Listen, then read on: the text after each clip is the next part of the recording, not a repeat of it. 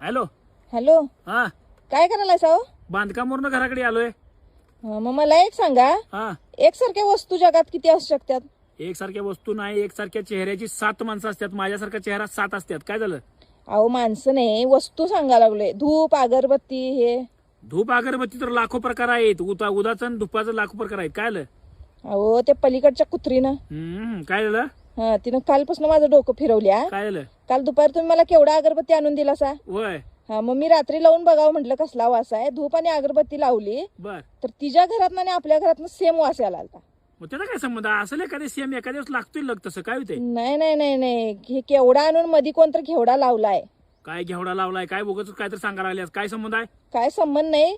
तुमची दोन्ही नाकाची भुळकं कशी बंद करतो बघा. का? वास यायचं बंद करणार आहे तुमचा. नुसतं पदार्थ दिसणार हा, पण वास आणि चव सगळी बंद होणार आहे तुमची. खरं माझा काय संबंध? आता तिचा वास माझा वास शेजारीचा वास सेम आलाय. मग माझा काय संबंध आहे? हा तेच तेच. तुम्हाला कशी धूप लावतो बघा, तुमचा धूप कनी पेटवतो बरोबरच.